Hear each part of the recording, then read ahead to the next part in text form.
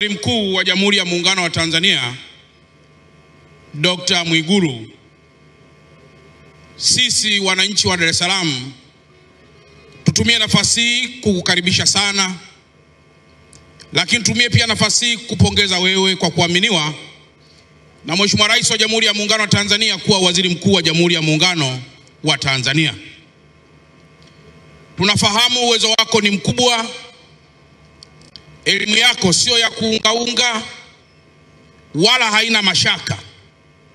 Tunafahamu usimamizi wako wa maendeleo katika taifa letu, tunafahamu weledi wako na tunafahamu uwezo wako mkubwa wa kuunganisha sisi viongozi wa serikali na wananchi kwa ujumla wake. Mheshimiwa Dr. Mwigulu, hongera sana na Mwenyezi Mungu aendelee kukupa kibali mbele ya macho yake ili uendelee kumsaidia kazi Mheshimiwa Rais, pamoja na hii kazi kubwa ya kuhakikisha Watanzania tunakuwa kitu kimoja, tunaongea lugha moja na tunafanya maendeleo yenye tija kwetu sote. Mheshimiwa Waziri Mkuu, leo umefanya ziara kwa mara ya kwanza hapa mkoa wa Dar es Salaam kama ambavyo mkuu wa wilaya ya Ubungo amesema. Ni faraja kubwa sana, na pengine nitumie nafasi hii fupi sana kukueleza mambo machache yaliyokuwepo hapa nyuma. Mheshimiwa Waziri Mkuu, umetembelea barabara ya mwendokasi, lakini sehemu kubwa ilikuwa ni kukagua na kuweza kuona athari zilizotokea tarehe 29 ya mwezi wa 10 2025.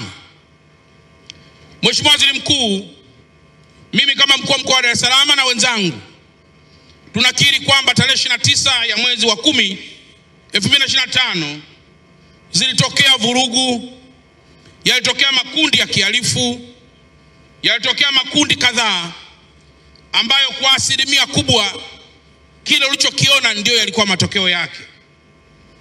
Ipo miundombinu ya serikali iliyowashwa moto, ipo miundombinu ya watu binafsi iliyowashwa moto, wapo waliojeruhiwa, vipo vifo, wapo walionyang'anywa mitaji, yapo maduka yaliyobomolewa, zipo pia mpaka safe au ATM za benki ambazo zimebomolewa na kuibiwa fedha hizo.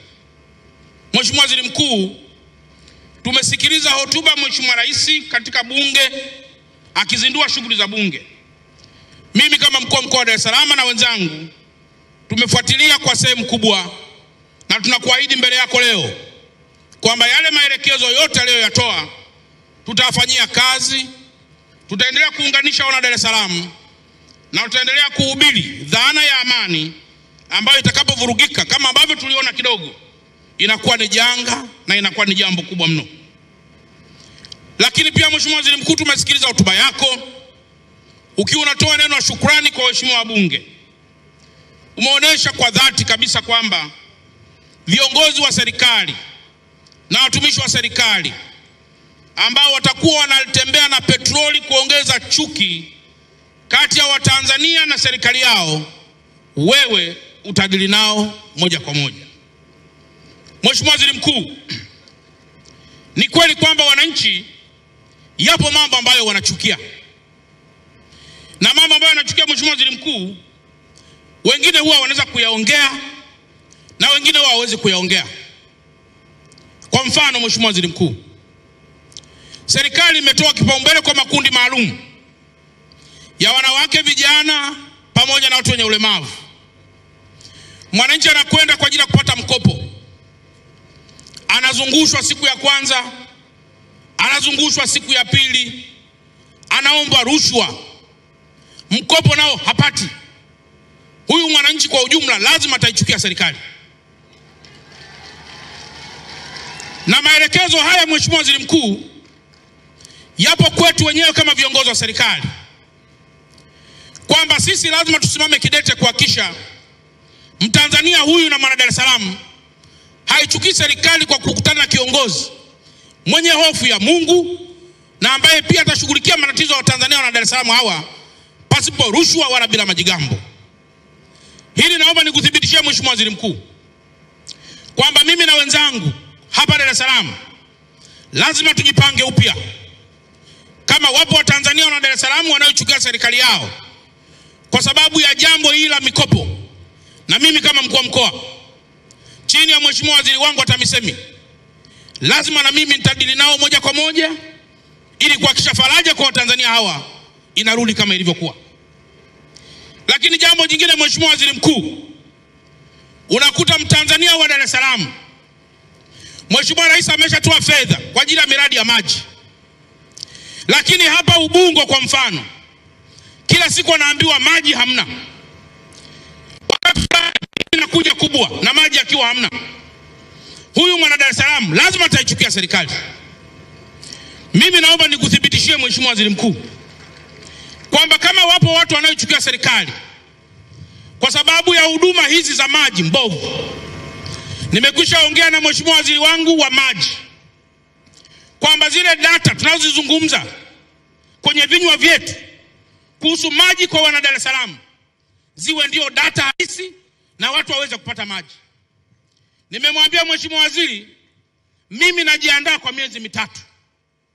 Kama hali ya maji itaweza kuendelea kusumbua watu wa Dar es Salaam na wakaendelea kuichukia serikali, nitamfikishia waziri wangu wa TAMISEMI, atafikisha kwako na hawa wote ambao wanazembea kuweza kufanyiwa kazi ya msingi. Mheshimiwa waziri mkuu, kwenye mahospitali na sehemu zinginezo wapo watu pia wanalalamika sana. Nimejibiwa vibaya na daktari, nimejibiwa vibaya na nesi, nimeomba rushwa na kadhalika. Nataka nikuthibitishie mheshimiwa waziri mkuu, haya yote tutasimamia ili kuhakikisha yale malalamiko ya wenzetu yanafanywa kazi. Lipo kundi la vijana bodaboda, kila likipita huko ilikuwa ni rushwa, ilikuwa ni faini kubwa. Bodaboda ni ya shilingi milioni 2, faini milioni 3. Mheshimiwa waziri mkuu, mambo madogo madogo kama haya yanaweza pia kutuchonganisha kati ya serikali na watu tunaowaongoza. Naomba pia nikuthibitishie kwamba mambo haya yote yatafanywa kazi katika mkoa wetu wa Dar es Salaam. Mheshimiwa waziri mkuu, niruhusu kwa muda dakika moja tu nikupe tu hadithi ndogo.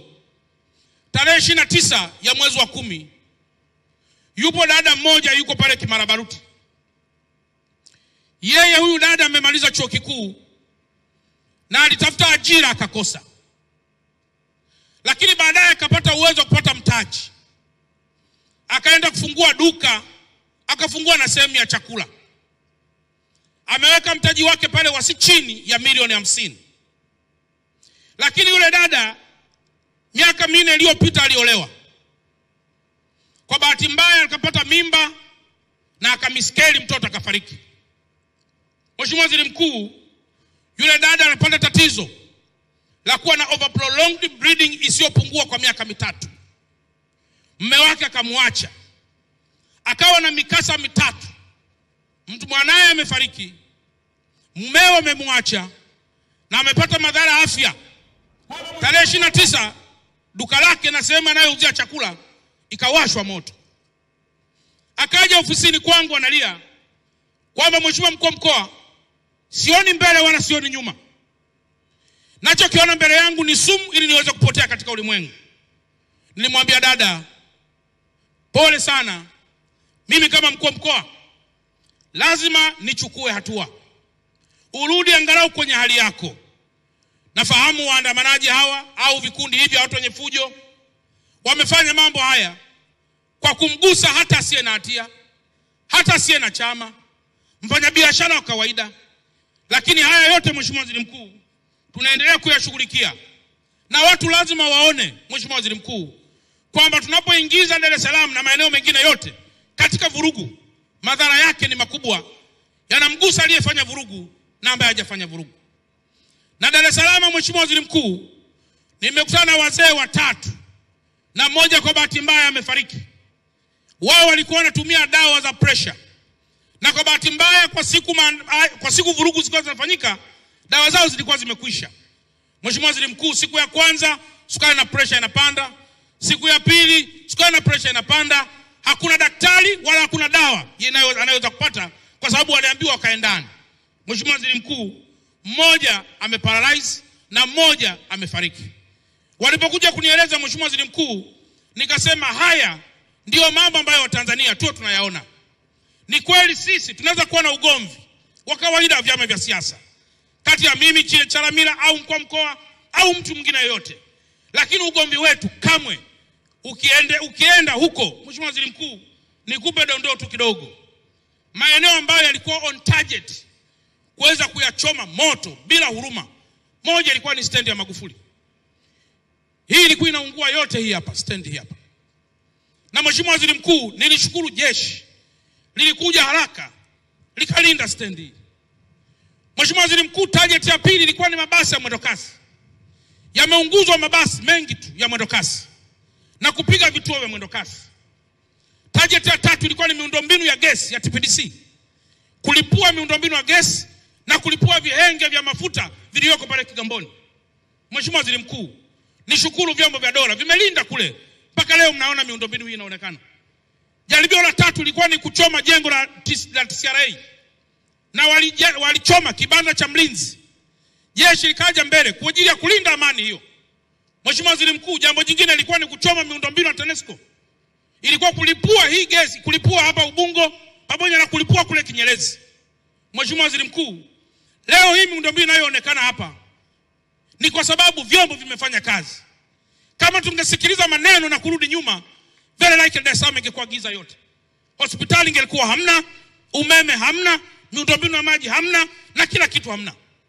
Kwa hiyo mimi ninachoweza kusema hapa kwako Mheshimiwa Waziri Mkuu, kila mama aliyoko hapa na kila baba aliyoko hapa akamueleze mwanae madhara haya tunayofanya, madhara haya tunayoongea. Tugombane tunavyoweza kugombana, lakini kamwe tusiendelee kuichoma nchi yetu wenyewe. Tukilipua nchi hii, lazima na sisi tutakufa. Itakuwa ni kufanya fujo, kama vile kukata mti tukiwa kwenye tawi la mti hiyo. Mwisho wa siku maendeleo ya taifa letu yatarudi nyuma na adui atapenya katikati ili sisi tuweze kufeli katika maendeleo yetu. Mungu wa mbinguni atupe kibali.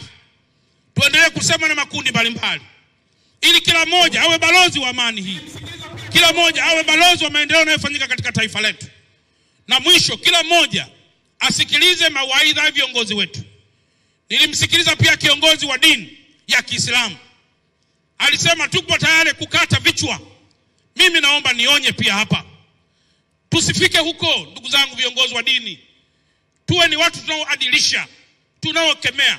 Kamwe tusiweke petroli katika haya ambayo yanatokea na madhara yake akaja kuwa makubwa.